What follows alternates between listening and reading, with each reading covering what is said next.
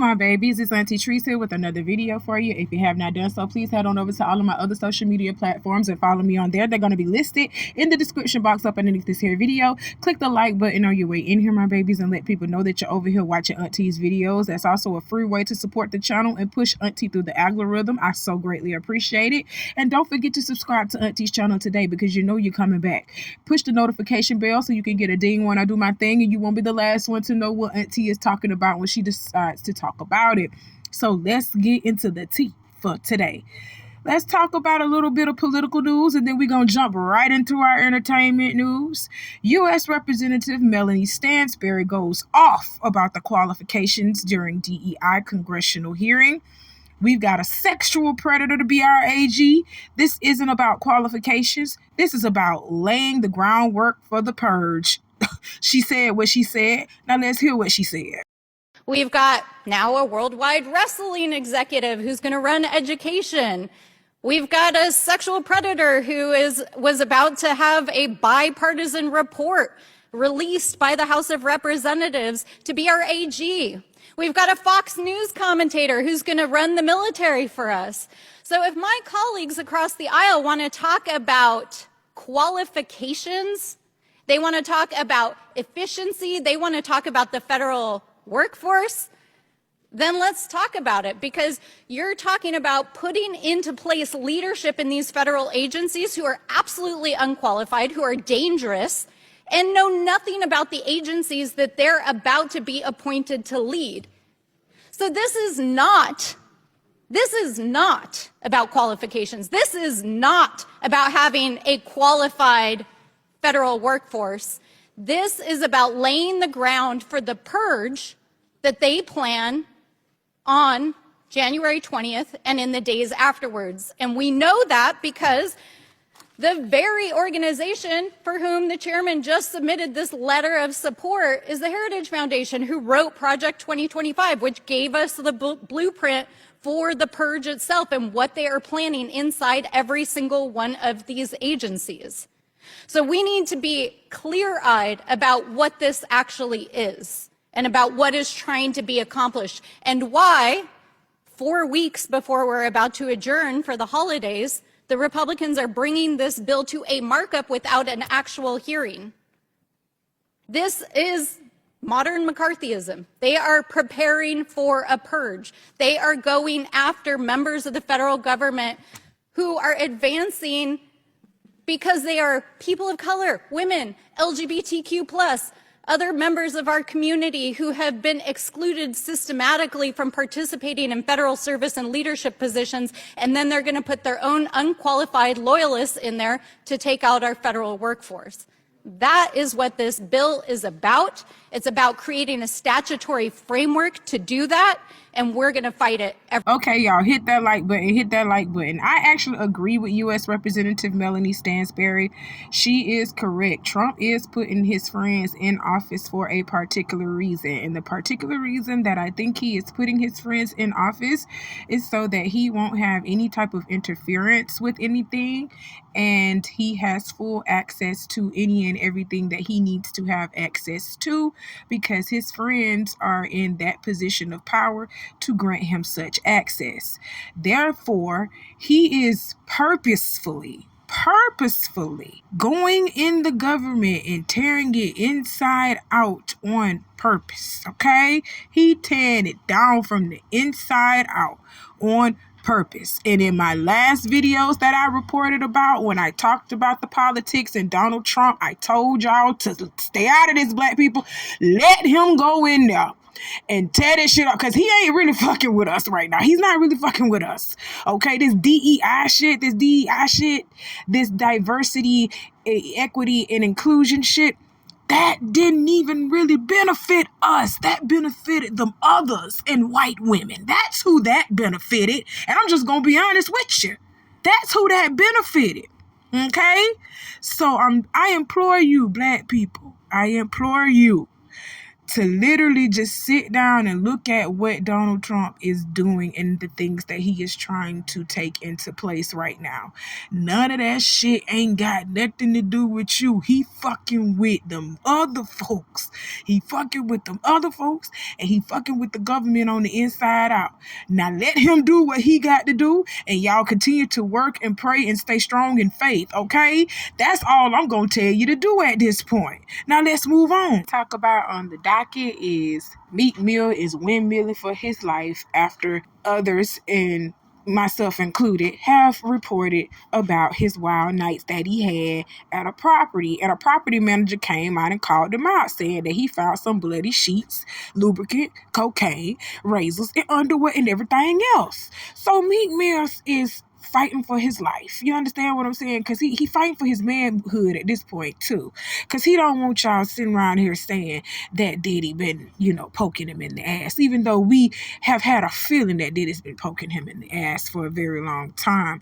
But he was on Twitter, probably researching his name or whatever. Vibe magazine tweeted that they had a video of Diddy's wild 2014 party for Meek Mill. So he retweets Vibe magazine and said, "This Vibe magazine, I went to the page. It's no video of nothing. Go look and give them the click. It won't even load." But is worse, Vibe was once a hip-hop credible source, but not by us. And this nigganomics is something else. We just gonna blame it on he emotional right now, y'all. He's emotional because all of these lies coming out of nowhere, and Meek Mill just don't know what to do. He trying to block them left and right and trying to show y'all he ain't no punk bitch. He ain't no punk bitch. But in all actuality and fairness, though, I don't know what I would do if I was put in a situation like this where people had all types of rumors and all types of things going on me. And then we got Twitter accounts like Vibe Magazine that got a blue check mark by their name out here spreading some shit on you. You know what I'm saying? And it's not really credible. It's not really there. That's disheartening, and that can cause a lot of anxiety and cause a lot of stress, and that's what I believe Meek Mills is going through right now. And I just want everybody on the internet to leave him alone. I don't even talk about Meek Mills until I hear he out here crying on the internet about what y'all doing to him. Leave him alone. That boy going through enough. Leave him alone. Next on the docket, I want to talk about Tia Mowry and her husband, or ex-husband, Cory Hardict, sparking spinning the block rumors after finalizing their divorce in 2023. And after I looked at this photo, I'm just going to be honest with you. It's going to be hard for any woman to become a part of Cory's life, because you can tell Tia is going to be a handful. You can tell Tia is going to be a handful straight up. But it is safe to say that they are in a healthy co-parenting space for them to be able to even take pictures like this and be showing a united front with their family. They look really good together. But at the same time, I'm going to tell you this. Stay out of them people business, okay? Stay out of them people business. Them people had been married 14 plus years before they had got a divorce. Just because you divorce on paper don't mean that you are divorcing in real life. He can't just up and just leave Tia. He got children with Tia. He can't up and just say bye Tia. It's over with Tia. At the end of the day, him and Tia created life together that they still are responsible for raising. So, yes, any woman that wants to be a part of Cory's life, you got to know what you're dealing with that woman right there. Tia, yeah, you got to know what you're dealing with. So, that's it. That's all. We're going to stay out of their business because they are grown and they are looking good and they are doing right by them kids because them kids looking good. I love it. Happy holidays to y'all. Let's keep going. Okay, y'all, let's talk about how y'all felt played about Beyonce and Shaboozey not winning a single award at the CMAs, despite the fact that Beyonce has a #1 country album. Cowboy Carter, Shaboozey has plenty of songs, but one of his songs actually charted #1 for 18 weeks on the Billboard 100 in 2024. And this man didn't win not one award that he was categorized in. You want to know why? Because he black, biggity, black, black, blah, blah, blah, blah, blah, black, black, black. You understand what I'm saying? And he's not even Black American. He's a Black Nigerian. Shabuzi is Nigerian. He's not American. He's Nigerian. And that lets you know something right there. Let me tell you something. That lets you know something right there. It lets you know that it does not matter what country you come from. It don't matter what state you come from. It don't matter if you are a melanated person.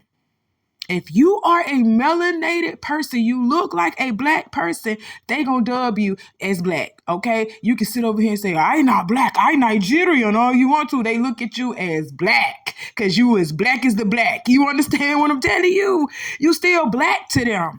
You are still black. You're still negra. That's what you are. You're still that to them. So, I just wanted to get that off my chest first and foremost. That's one of the reasons. Well, that's the ultimate reason why Shabuzi didn't win shit. Because he black. That's why Beyonce didn't win nothing. Because she black. Do you know who are the board of executives over the CMAs and over the country music? It's white folks. It's Nashville. It's white people. White people have been gatekeeping country music for a minute. Yes, black people, black Americans, were the first people to make country music. But the reason why we left that shit alone, and let me tell you why. First and foremost, there was an influx of white folks that decided they wanted to partake into the country music as well.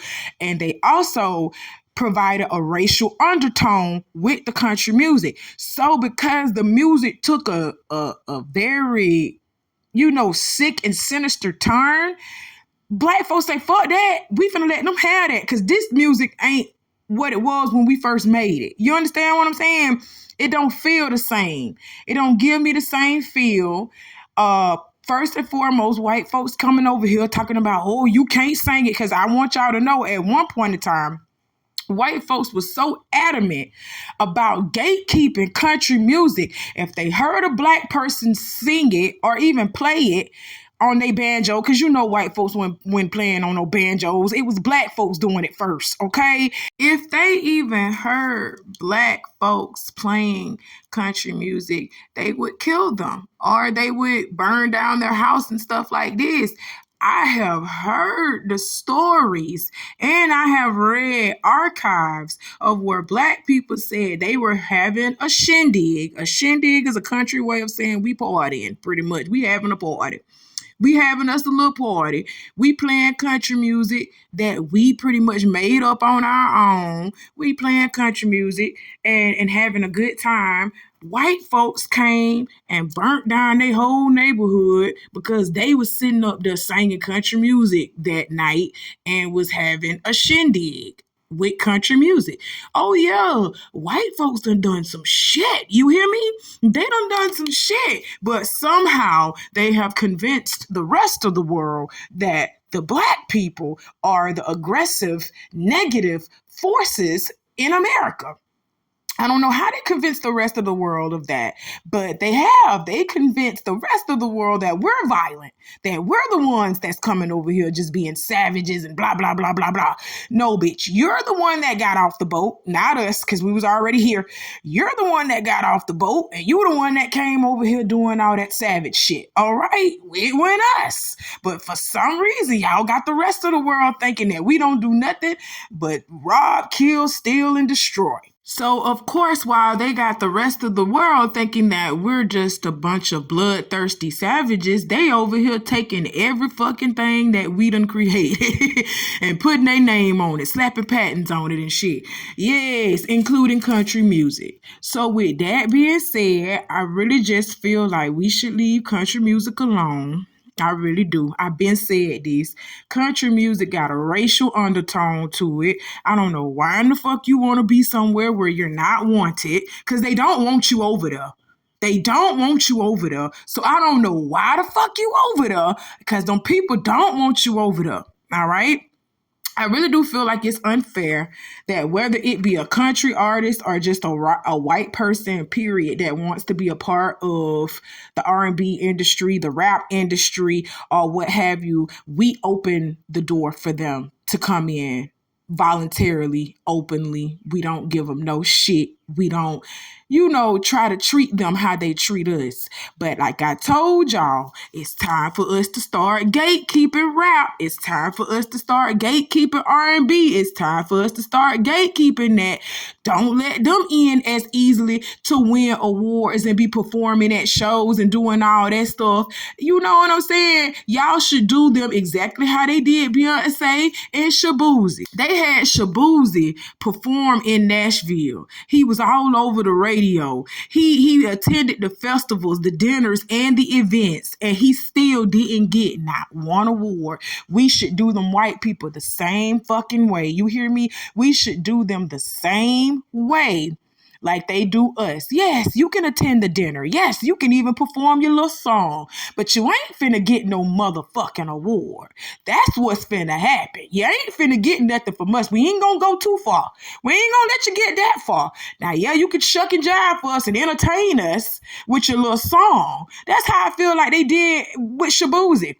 They let them shuck and jive. They said, okay, nigga, you can shuck and jive and you can perform because we like a good performance. We like that. But you ain't finna win no awards, okay? When white people have been doing this from the beginning of time, which you are the beginning of time lie. You know you is. You are a beginning of the time lie. You know damn well you ain't been doing this since the beginning of time. You've been killing and robbing and stealing since the beginning of time, but you ain't created no goddamn country music. Okay? But because, black folks let it go and said, you know what, y'all can have that. Have that. Go on now. Go on. You stay on your side, I'm gonna stay on mine. But because we let y'all do that, y'all feel like y'all can just treat people any type of way when it comes to country music. And I don't like it. We need to start gatekeeping R&B, rap, all that other stuff that we done created and made a trend out of. We need to start gatekeeping it. Yeah, we can let y'all come and play and sit at the dinner and perform your little song, but your ass ain't finna get not one award out of us. We just gonna celebrate the black people. But let me tell y'all why this would be hard for us to do, because we got some emotional strings. You understand what I'm saying? And if y'all pull on those emotional strings hard enough, we gonna buckle and fall. What do I mean by that? If y'all cry long enough and say, oh, we feel like you're being racist, you're not including everybody, and blah, blah, blah, they're gonna start, adding the waterworks, creating sob stories why they feel like they should be included. And black people are being racist. That stuff finna start coming out. And just as soon as enough of them, get up in arms and start crying and calling us racist and saying that we don't want to include them in anything, we gonna buckle and we gonna start including them and stuff.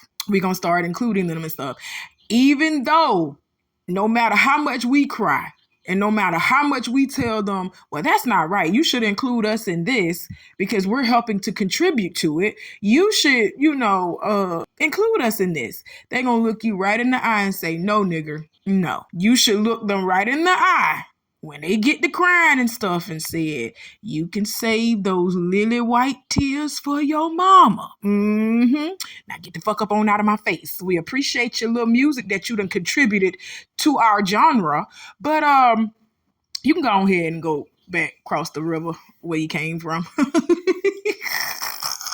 Go ahead and go back across the waters where you came from, because we don't give a damn about your music. We really don't. And that's how we need to start doing them, because they show us that they don't give a fuck about us every day with the shit that they be doing. They show us that they ain't got to include us in shit every day with the shit that they be doing. So why is it so hard for us to do the same thing?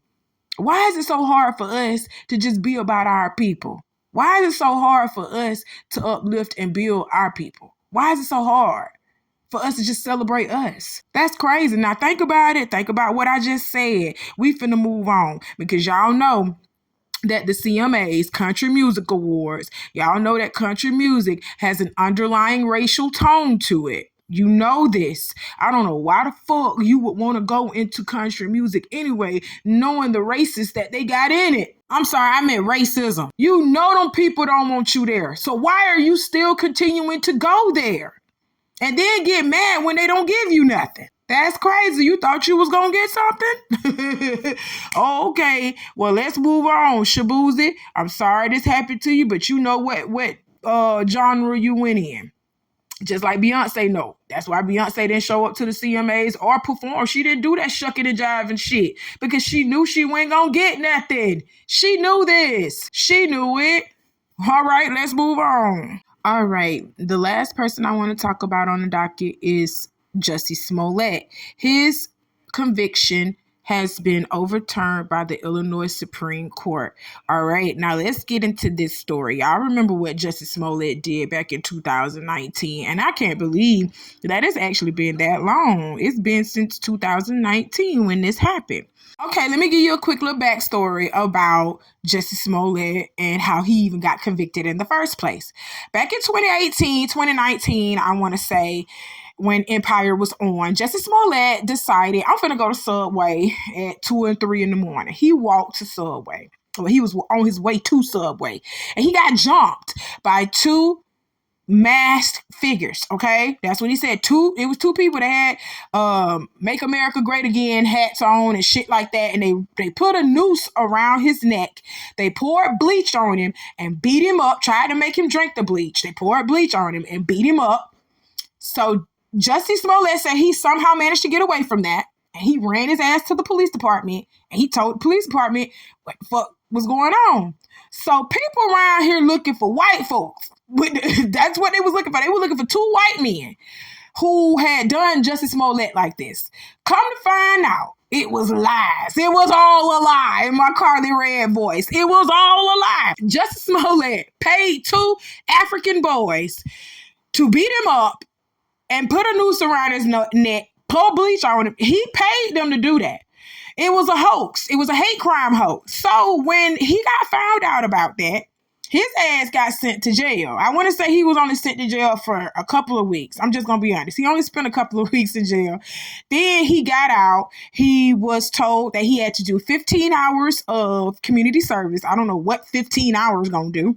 But 15 hours of community service, and he had to forfeit his $10,000 bond. Okay. But what they didn't tell you was the state attorney at the time, Kim Fox, had fixed Jussie Smollett's plea deal so that after he had done all the stipulations that they had required him to do, court ordered stipulations and all of that, that was going to overturn his conviction.